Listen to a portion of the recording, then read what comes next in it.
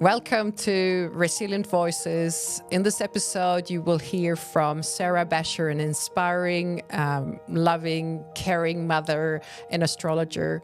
She found herself through grief, and this is her story.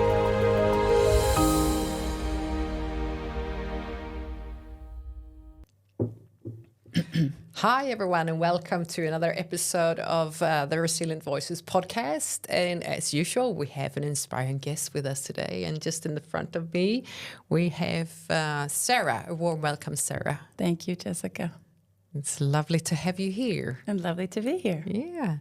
Super excited about this conversation and where your life experiences have put you through some challenges and made you more resilient in your life. So please go ahead and just sort of start wherever you want to start and share with us. Thank you. Thank you for having me, and thank you for allowing me to share my story, and hopefully it will inspire others. Yeah. This morning, as I was sitting and thinking about our conversation, I pulled some cards. So I use tarot as a way to confirm my intuition. It's a tool. Often astrologers, it's the same energy. And the cards that pulled out for the energy that I needed to embody today was the Death card and the Devil card. And usually when people get these cards, they freak out.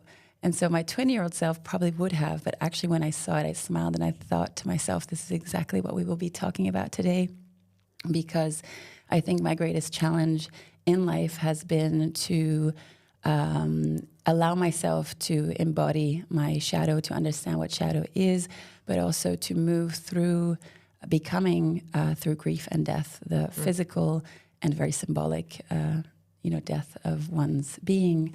And so this is, I think, where I come from and what I embody, I hope, beautifully today. And so for me, this isn't something I'm afraid of anymore. But when we do, when we do connect to the devil energy, the darkness, it is something often that is connected to ancestral trauma. Fear was something that was very present, and death is something that I think many people in our Western cultures are afraid of. Yeah. But for me, was really a portal of becoming. Becoming, yeah.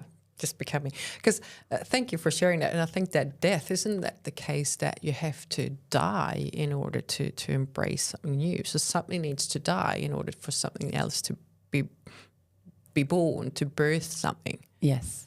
And so in a case, it's nothing to be afraid of, is it? It is true. But I think that we culturally, and then as humans, tend to cling on to things. We want things to always remain the same. I actually did an art project, which was part of my journey also of coming into myself, which I did that explored the idea of grief and of passing of time. It was actually a portrait series on people who had dementia. And I found it fascinating that people didn't want to accept what was, but always were connecting to who we were or what that person was. Even we see this in love, like we want it to be always like in the beginning, but we need to allow ourselves and others to die a million times, if we live together.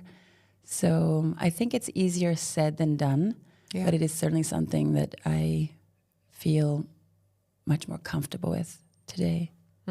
That's good, because I think it's important to talk about. I mean, regardless of what belief systems we have, but this of how we're so afraid of death, because that's one thing we know, at least, isn't it? That we all, if we're here, we're born, we live to whatever life we choose to live, obviously, and eventually we will die, and leave this physical body anyway.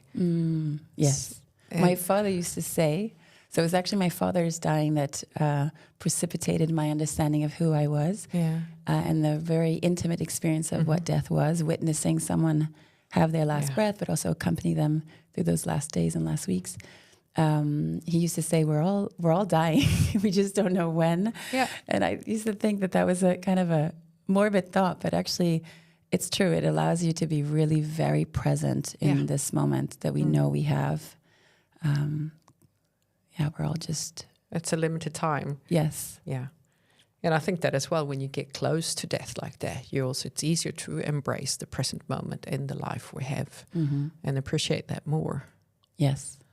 And also, I think in the very physical death of witnessing someone that you love die, or perhaps even in, having witnessed people die, we come into our essence of being. Like it's one of those challenges that, how are you going to observe this? How are you going to show up for this? Are you going to be afraid, or are you going to trust? Are you going to let that person go? Yeah. In fact, today, as I was preparing, I had a friend who was telling me that she had seen on a car plate, she was going to have lunch, or breakfast actually, with a friend whose brother had passed away a year ago. And she noticed on the car plate in front of her, it was the name of this lady's brother. And she said to me, I want to know, what do you think about that? Should I tell her? Because she's told me that she's not getting signs from her brother anymore, and she's very sad. I said, well, I think her brother wanted you to tell her that he's there, but he's one person removed. He's making his journey after a year of, moving away a little bit, and we have to let people go, and that's the hardest thing to do. Yeah.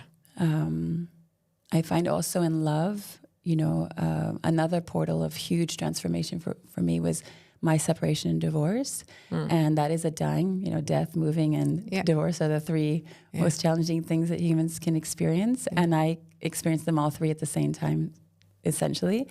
But, when you leave a very good relationship because you know that you don't fit that box anymore, or that structure, or that function, it is, I think, one of the hardest things. It certainly was, I think, the most hardest thing I ever did was to leave my marriage. And I think if I hadn't experienced death, I wouldn't have, because I would have thought that life is limitless and, I'll have time.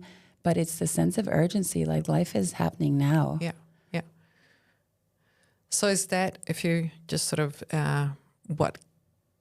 when you told us that you became, you're sort of, what was in the process of how was life leading up to that that moment when you actually realized that you had to die in a way, to move on, to become who you are today and what you do today?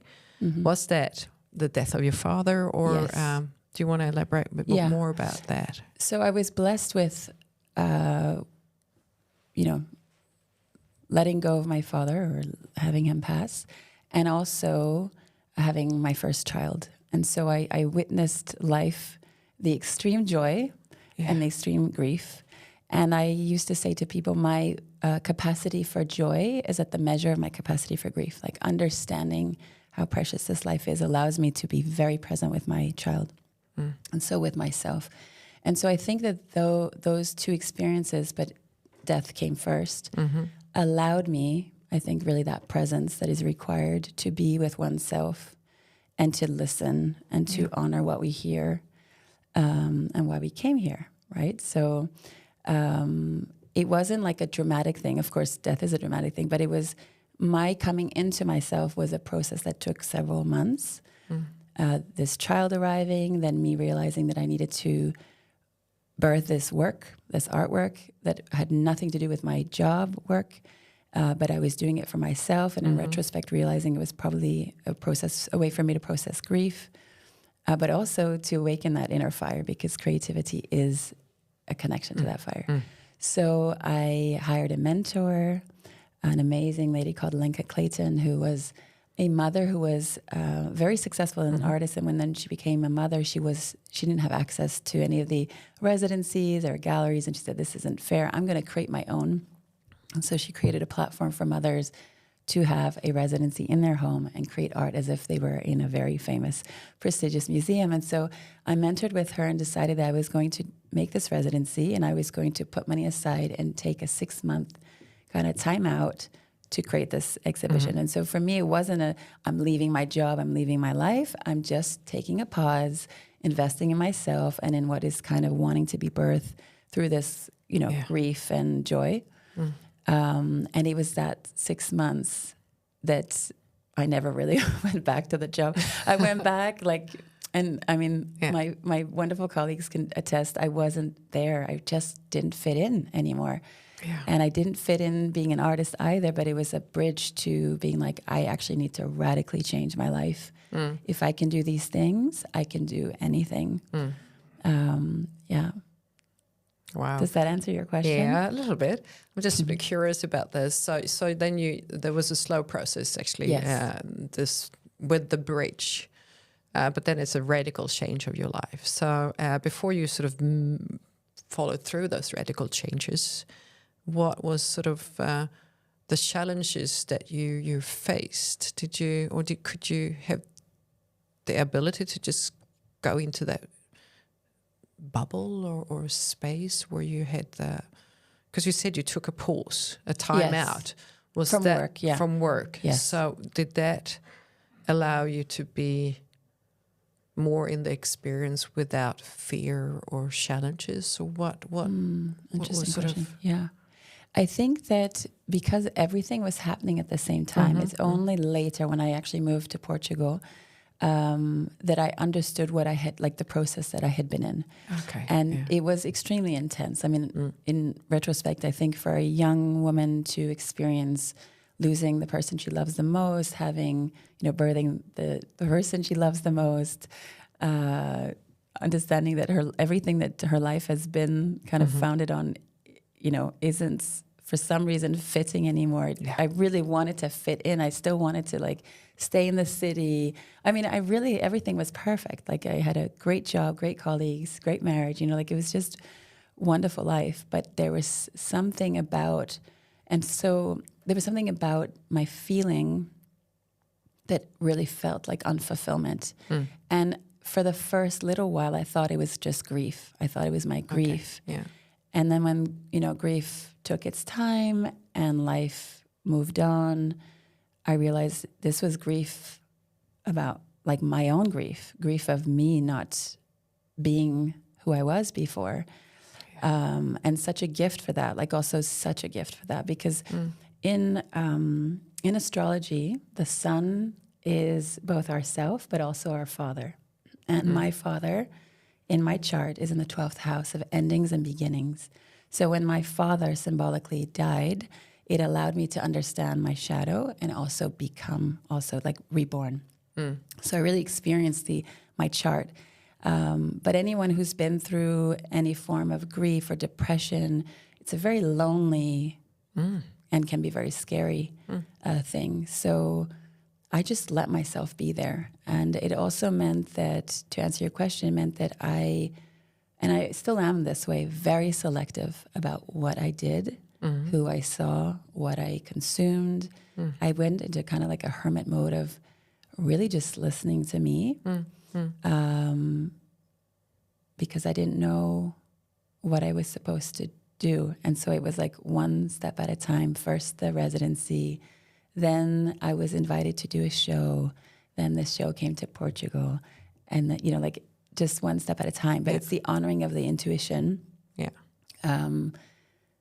that I think really guided me.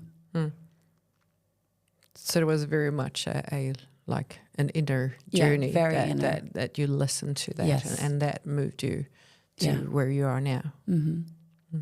So what was the biggest challenge? Was it to actually to go through this process of that I do not fit in here in my life? Yeah. Or I think the hardest part was probably when I came here and then realized that the last piece of my story, which was my marriage, wasn't fitting. And that no matter what you try to you just have to let go. Yeah. And the letting go is of everything, a total surrender, not a half surrender, not a half, I'm going to half be myself. It's like a complete trusting, complete surrender, and complete beingness of self with no toning it down or, that is, I think, was the hardest thing. And it coincided with the pandemic, which was also very interesting because I was moving into new work, serving people. And so as I was teaching people and telling them, this pandemic is just about us looking at our trauma and our fears and sitting with it. And I was like, it means I have to do it too. So and in fact, I think that the teacher, and you are a teacher too, the teachers always in the teaching, in the lesson. And so we, as humans, have to do the healing ourselves before we can even think about healing other people or at least awakening them to their own healing. Yeah, and it's hard work, very hard work, but there's no other way, because how can you authentically meet people if you haven't done the work yourself? Exactly. It's yes, yeah. So I think that's what happened, was that I was awakening to the grief, the pain, collective and individual, and so intimately that then it's like, okay, and now, you know, the butterfly, isn't it? I mean, I always use the metaphor of the butterfly, but the butterfly, I always think, I used to watch these videos of the caterpillar, and I thought, like, does he know, or it know, like a child when they are being born, in that beautiful song from Olafur where it's called Woven, where she says, like, my father used to say, what if the end was just the beginning? You know, we freak out. Like when we're giving birth, the child is afraid. You can feel it in your belly. This child is afraid, and maybe you're afraid too. And, you know, what's on the other end, what's on the other side, you have no idea. And then the butterfly comes out and waits to understand what he's going to do with those wings, you know? So there's a lot of time. And I think that's, I'm grateful that have tempered my impatience with age and given myself time. It takes time. Yeah, because that's what I feel. We don't need to talk about age and that, but it is the experience, the life experience, maybe that gives us. That I just spoke to someone the other day, and I would never ever want to be like 20 years old again and just be in that sort of inexperienced part of life where I don't have that life experience to draw from, because that gives a certain comfort and knowingness that things do take time, and it takes time to be mature and to and develop that patience as well. So but I wish that we heard, and this is why, you know, your work is so beautiful, and having this podcast, I wish that I had heard more women, older women, tell me that. Like, tell me that I didn't have to be impatient, that it takes time, that I don't need to overgive to other, like that I need time for myself. That, for example, if you go and study abroad, if the boy loves you, he'll still be there, like to give yourself that time. I didn't understand those things, and I didn't have anyone to tell me that. You know, except my parents. And of course, at age 18, you're like... You don't listen to your parents. So I hope that, like, I think as an older woman now, I mean, not that old, but I on purpose try to cultivate relationships with younger women to, like, have these conversations in the hope to inspire them to start this journey earlier on. So, I wouldn't want to be 20 again, but I kind of wished I could have had the wisdom, you know, then. And then again, my life would not be as amazing as it is today if I had made other choices. No, because that's what it is, isn't it? That we create our own lives, and we have to be grateful and really embrace those experiences, because it is a part of who we are today, and I think that's a part of the journey as well. It's meant to be that way. What are your beliefs about that?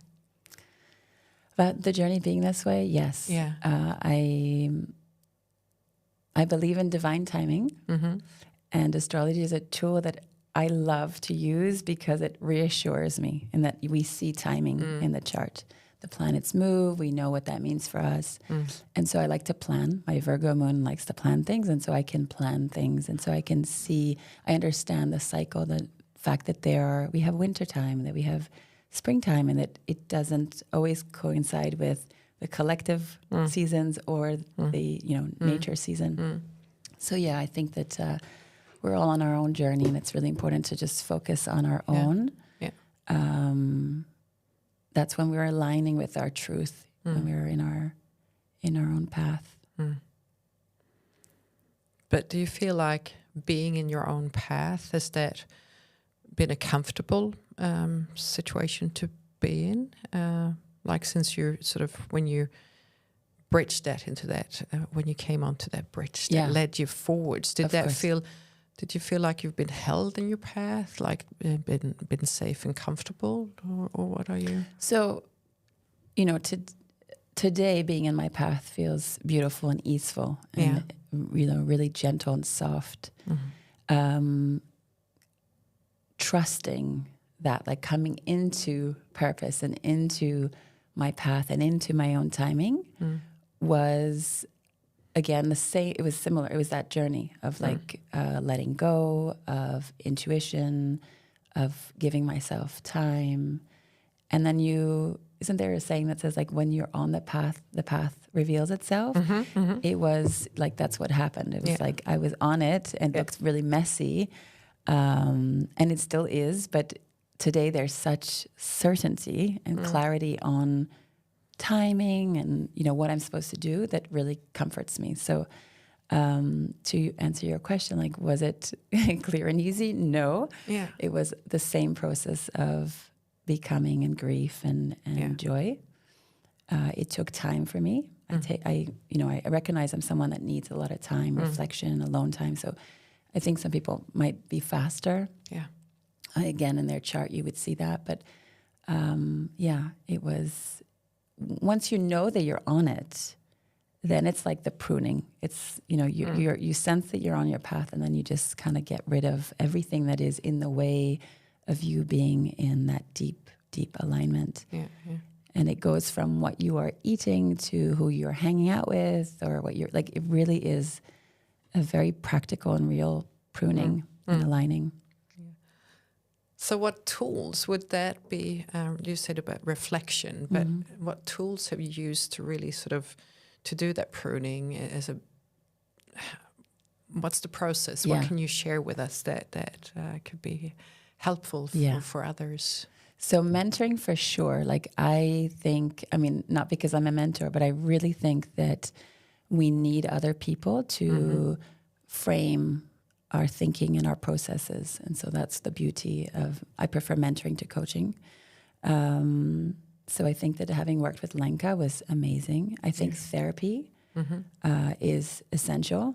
You know, I want my kids to go to therapy before they move in with anyone or get married or have a child. Like, you need to do therapy. Yeah. Traditional therapy, and, you know, we have so many different kinds of therapies today. And again, I use people's charts to know what that is. I think it's important to just connect with our intuition, not be too much in the head, and just see what is the body saying that I need.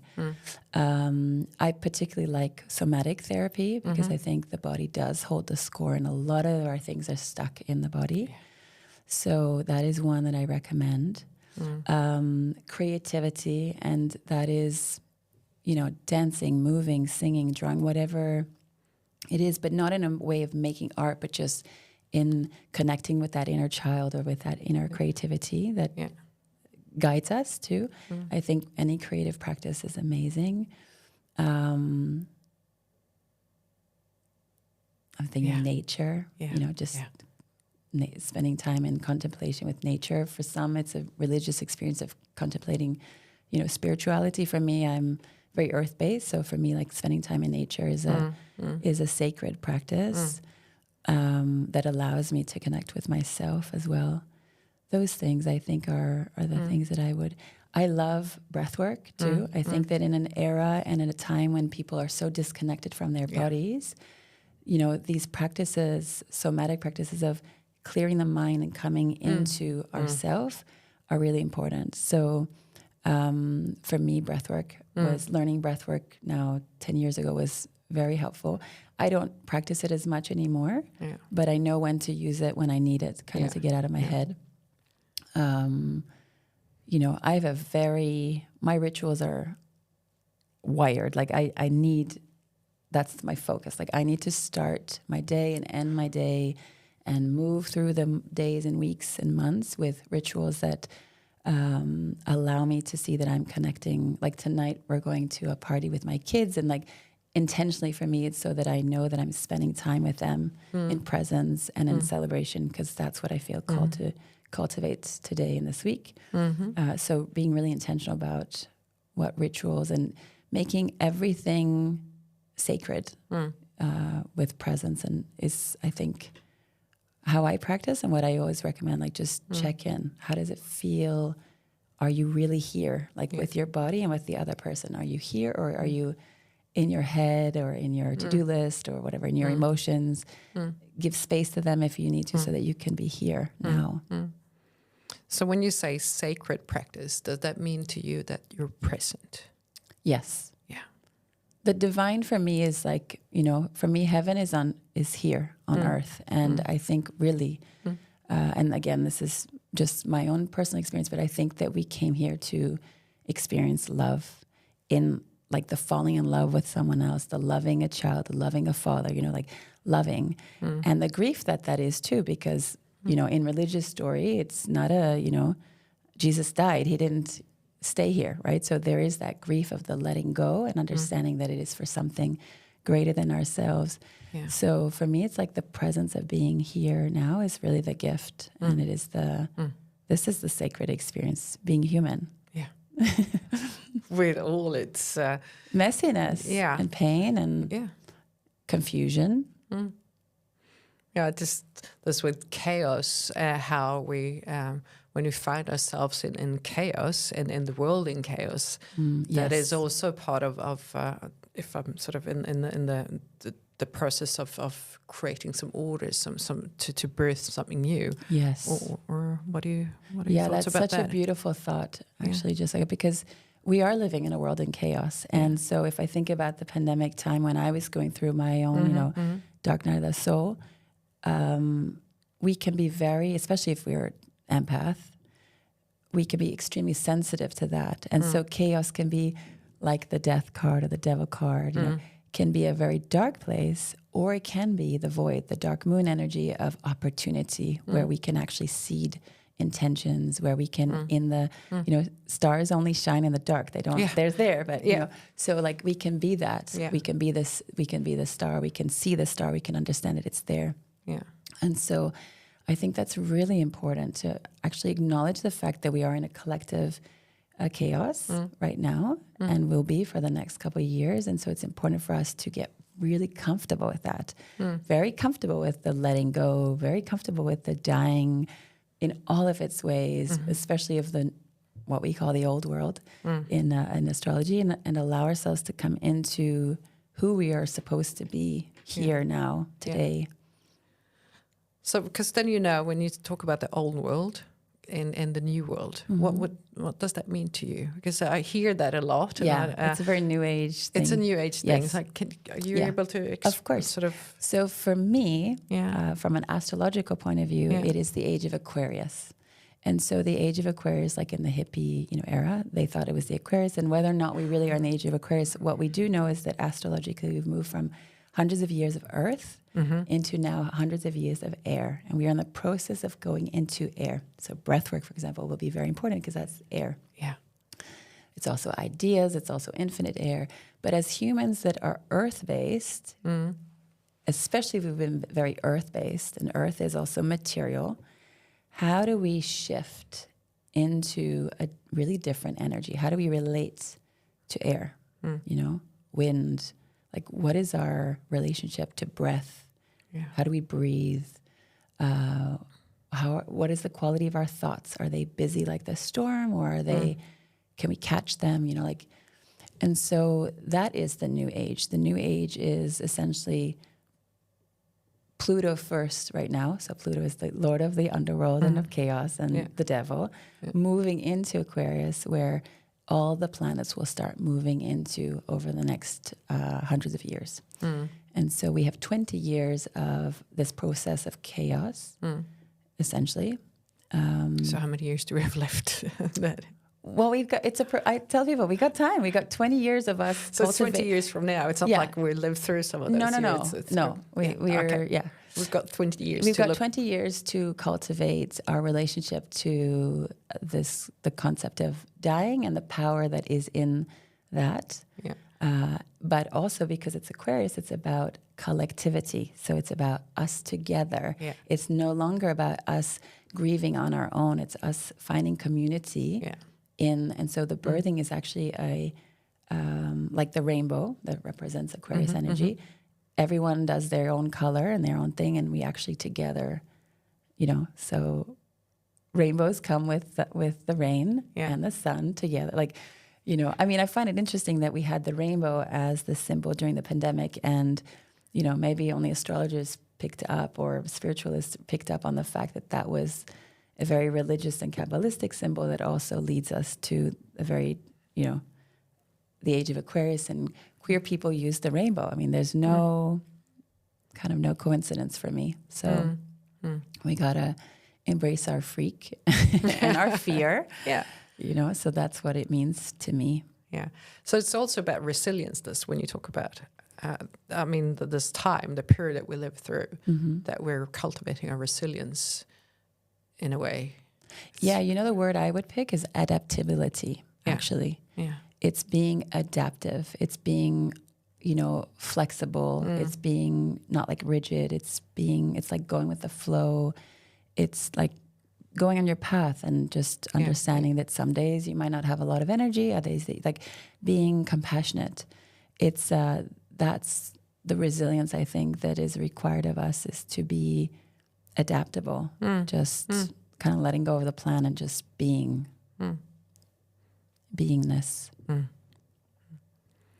So do you think that the pandemic then has something to do? Was that a coincidence that they came at this time?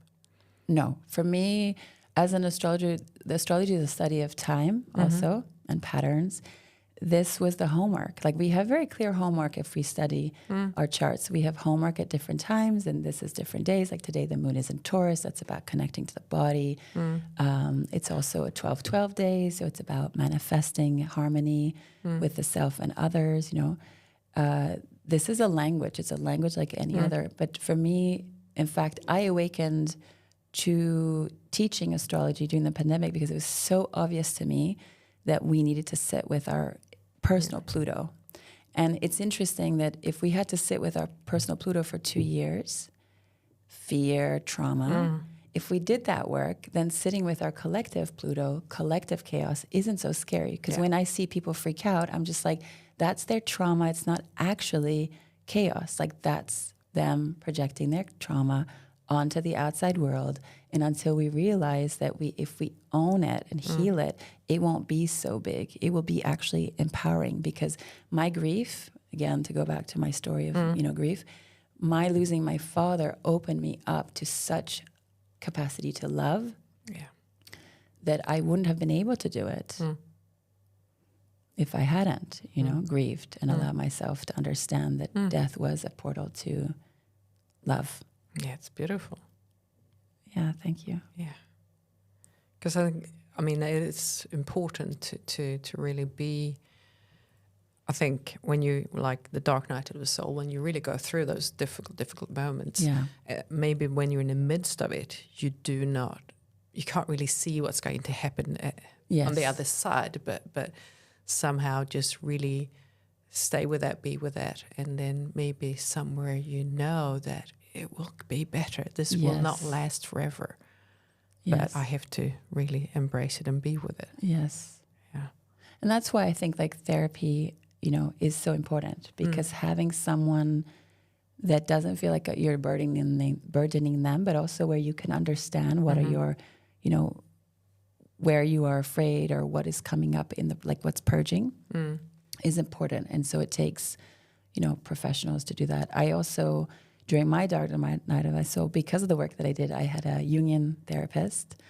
The thing is, often, like, if you are in the healing, it's the same with Tantra. Like, I go to teachers and they're like, no, you're actually doing the work, so you don't actually need me. You are embodying it. But it was interesting for me to learn from the experience of being, the client or the receiver, but also being able to have those conversations and talk about symbolic language and archetypal energy and ancestral things and dreams. Like, that's the things that I'm interested in my work too. So it also served my work to,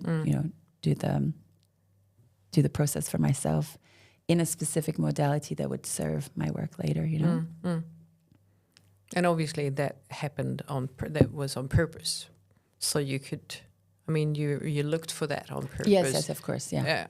Maybe you didn't do it then, like knowing that you needed that. But in hindsight, you can see that, that's exactly what you needed in order to really embrace your work and what you help your clients with today. Yes. Yeah. Yes. So then we become our own teachers, don't we? Exactly. Yeah. Which I'm just curious, but which modalities or therapies helped you on your journey? I mean, I've used a lot of breath work has been my the main modality, and journaling. Yes. Just a lot of journaling, but also like if we talk about therapy, but a lot of maybe safe containers with friends that loved ones that was sort of that I've been able to just really be authentically me, show up as me, and just be that vulnerable and be held in that and be held in love, I guess. Yes. So I think that the combination of those, but also be in my body with like physical activity, connecting with nature. And a part of that was also for me coming to really connecting with the ocean, because nature have different energies, but really the ocean and the energy here in Ericeira has been a really beautiful place to be for my healing process. But, so yeah. Thank you for sharing.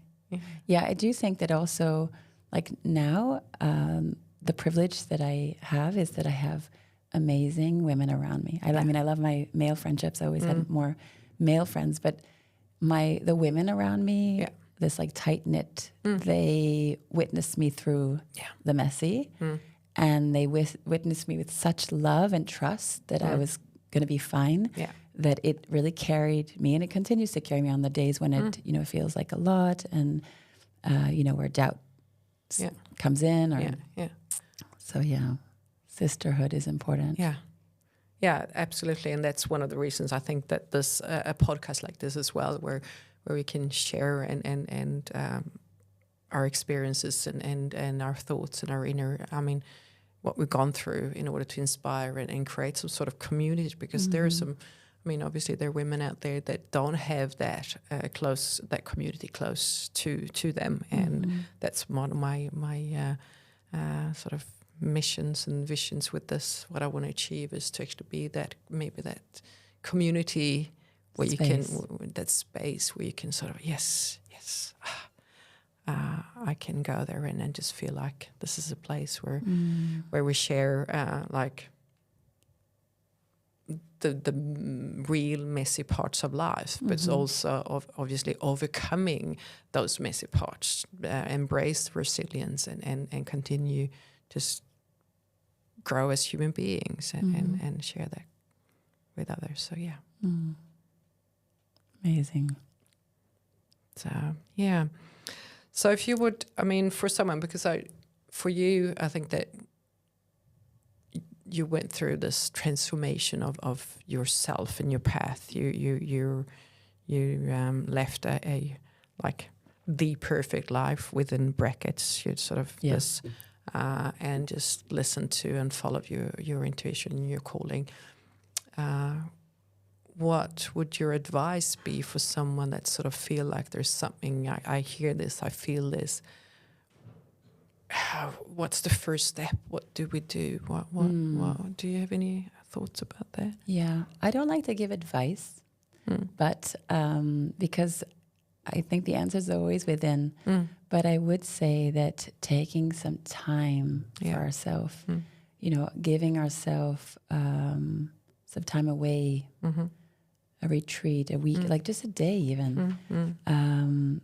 Also, for people who still bleed, like your bleed day is a moment of deep intuition. And we have this gift that if we are still bleeding, where we can bleed. But those days, for those who still bleed, are days when we can really tune in and listen. So giving yourself a day off, honoring, your divine feminine, intuitive, the purging, the releasing that physically happens is always a time of, I think, kind of sacredness with oneself. And if you don't bleed, then it is the same kind of, dark moon time is my favorite feminine time, when it gets really quiet, all the animals get quiet, and then those fears come up, and just seeing, okay, what is in that darkness, you know, if I'm sitting in nature and there's like no full moon, just me and the stars, like what is actually speaking to me? What is that voice saying? Often I have found that it is grief.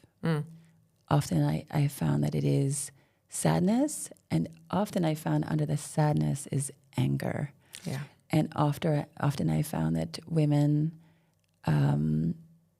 have repressed their anger so much because we're not allowed to be angry that it's actually rage, which we are afraid of also, right? So we're afraid of our anger, and then we repress it and then become sadness, and we don't know why we're sad. You know, so that is something that would be my only advice, giving yourself time, or maybe, you know, you have to say, go see a healer, a somatic healer. But the truth is that there's so many, you know, gurus and healers now. Like if you're not in your truth and listening to yourself, then you're going to look constantly for the answers outside. And I don't want that for people. I want people to be empowered and in their own trust of themselves, you know. So that would be my advice. Go spend a night outside I mean, I don't know, I wouldn't go in the forest, but you know, like go give yourself a day and a night somewhere, you know, far away from everything, and just, you know, and don't distract yourself. Like don't go to a hotel where you're watching, you know, doing room service. Like just quietude. Yeah. Deep quietude. Quietude. I love that. Yeah. So you can hear yourself. Yes. Yeah. And feel yourself, of course. Yes. Because that's a lot of people are afraid of their feelings, so they numb that and sort of, because most of us haven't been taught how to handle big emotions and feelings.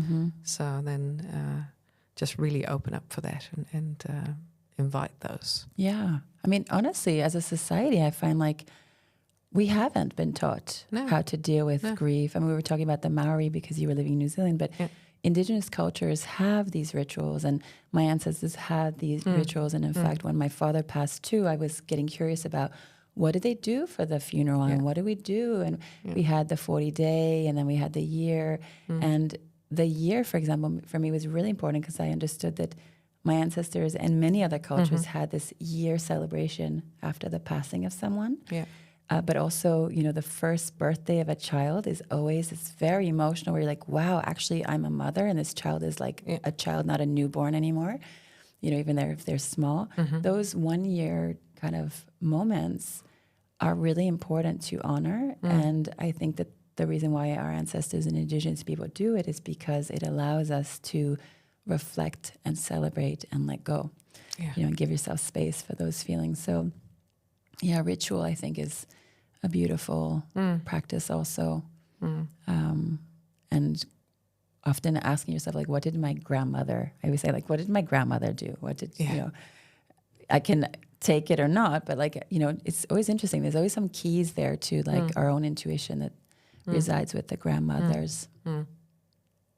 That's beautiful. So really what you're saying is, what I hear is take time, be patient, listen, and you said not solitude, but you said Quietude. Yeah, I love that. Yeah, and just really be with yourself and really trust and also surrender and trust that out of all this chaos and messiness, there will be a birth of something. But in order for something to be born, something needs to die as well, and that we should not be afraid of death. Yes.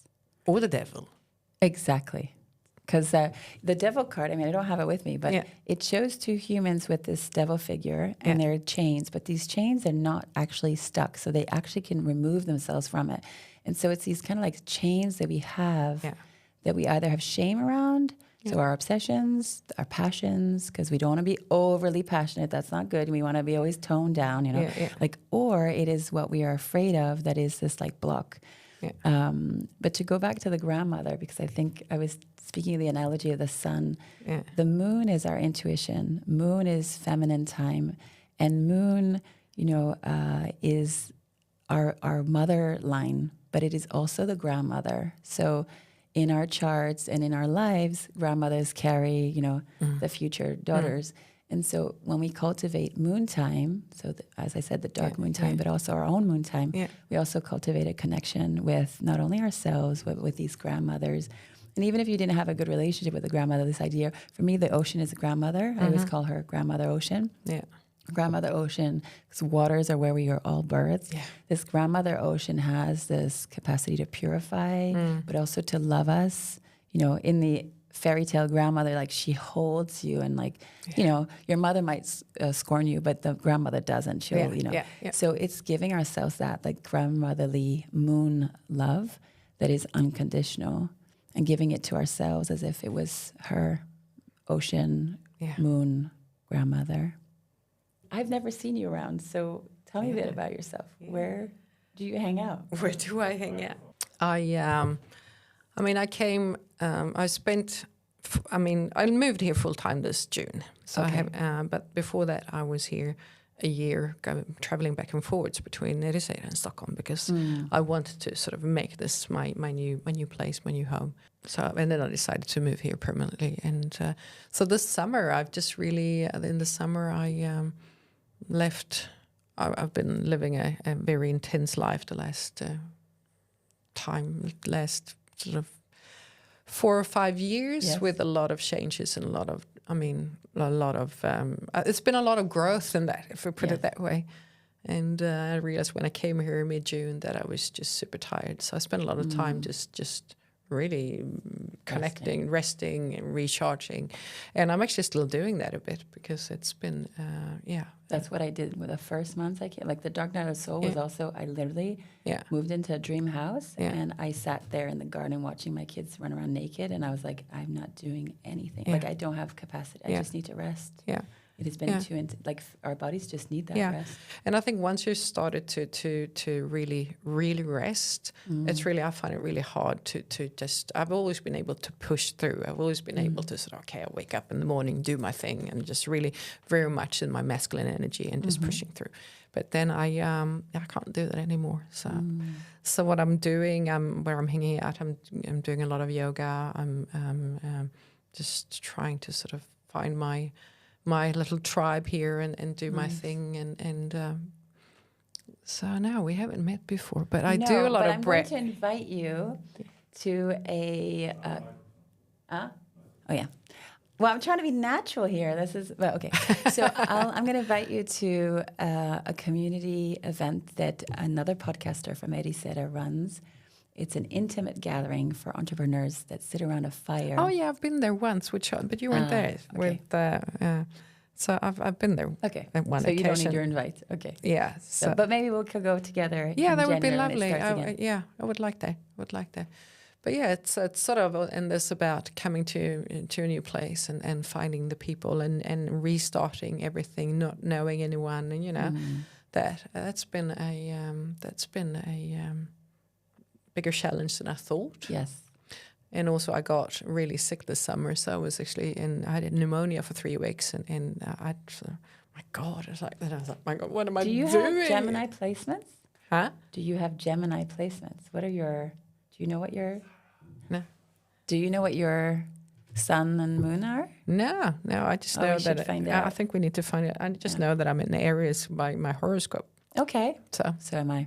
So that's all. That's all. Fiery. Basically, all I know. I have in fire. Yeah. Okay. And so I think I need to. So now I'm going to look up this kickboxing studio because I think I've been doing too much talking about energy and sort of. I need to create more energy. So if I may, let me look at your chart and tell you what's best, because the rising sign is the body that we carry. Yeah. So even if we're in Aries, maybe our body is, for example, Aquarius or Gemini, which I'm guessing you probably have, because usually the modalities that work for us are the modalities that body of ours needs, that element. Think of it, it's like Chinese medicine. So, you know, the thing is with kickboxing, that's great. That might be like moving your Mars that's angry. But it can actually activate over fire. And so you can have like inflammation and, you know, like people develop autoimmune disease because they realize that like there's just too much fire, you know. I mean, we need to get it out, but still. Yeah, because I've been doing, I mean, since I'm also facilitating breathwork, so I do use, breathwork has been my main tool, and talking about this with rage and anger. And yes, I use breathwork to release that. But I think also there's a physical aspect to it that I think that I need that I need. But it would be fun to find out. But And where can we practice with you? At the moment, I do have breathwork sessions at the Organic Way on Saturdays in Ericeira, and also in the Lua Holistic Studio in São Lourenço will be some classes. So, yeah. Amazing. I will come. Yeah. I love breathwork. Yeah, you come this Saturday. Okay. Oh, I've got the kids, but we'll see, depending on time. We'll see. We'll see. Thank you. Thank you. Now you know a little Thank bit you, more. Yarin. Yeah, because, I mean, it's small, but also being a mom, of little kids that don't. No. And it's only been since school started this year that I have 2 days off a week, or 2 days off, 2 nights off a week. And so I was telling Yarin, it's like there's a whole new world opening, up. Yeah. So, yeah. And what are your plans for Christmas? I'm going to Sweden next week. Talking about fathers, my father just passed away. I'm so sorry. thank you. But he, So on the 23rd, it will be a funeral, and then we celebrate Christmas, and then we'll come back here for the New Year's. Oh, I didn't realize my conversation was very. Yeah, but it's and for me, it's really because I lost my mother about 2 years in February. So this with my father passing, it just sort of brought up a lot. So yeah, I'm at the place now where I'm just really, really tired. Grief really takes its toll. Sorry. Yeah. So in my culture, Yeah. 40 days, which I assume is not maybe. Are you in the 40 days still? Mm-hmm. So in the 40th day, and the Jews do this too, right? Yarin? 40 days. 40 days after. You do everything. Yeah, exactly. You do a meal. But speak to the microphone, Sarah. But we're not recording anymore. I'm recording. Oh. You tell me to stop recording. Oh, okay. You got some really good nuggets. Okay. Yeah. So in my tradition, but also in Yarin's Jewish tradition, at the 40th day, you have a meal together. And it's like the closest people that come. And it's not a moment of celebration per se, but you do have, they make halva, which is flour and sugar together with butter or oil.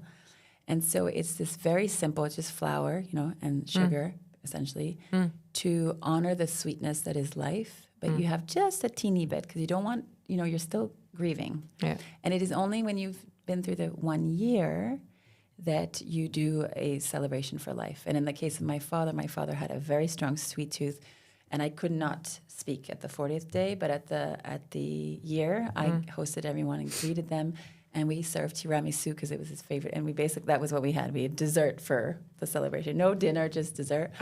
But also at the 40th day, it's thought or believed for people who are religious or spiritual that is when the spirit leaves the earth realm. So over the days before, they may visit us, they may revisit their homes. And so they always light a candle for them, for the soul. And then at the 40th day, these candles are turned off, and we can now roam this earth without them and navigate the real journey of grief, which is how do I move through this life, So, No, but I'm that's beautiful. Really Thank you for sorry. sharing that. Yeah. Yeah. Do you know what traditions are in Sweden? No, not really like that. No. Okay. No. Maybe there's something that can be Yeah. found. Yeah. Or you can invent your own. Yeah. But I was really, because my father has been through a really difficult period of his life, basically the last 10 years, but it got really a lot worse. So for me, it was when he actually was leaving, it was just a relief of suffering, and not only for him, but for me as well, because it's when because he was trapped in a body that did not do him any good. And so for me, I was lighting candles, but I did that to help us so the first 3 days I did that. And then now I'm just really in the, he's present. I can feel that. Yeah. So he's around.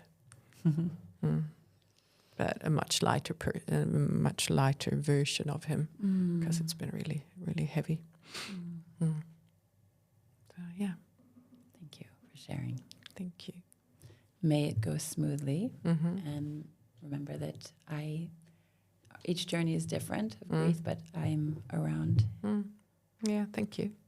That's beautiful. Thank you so much, Sarah, Thank you, Jessica. for sharing your wisdom and your experiences. And I am sure that this conversation has inspired and many women, and also awaken a curiosity, I think, because that's what I feel. It's a lot of.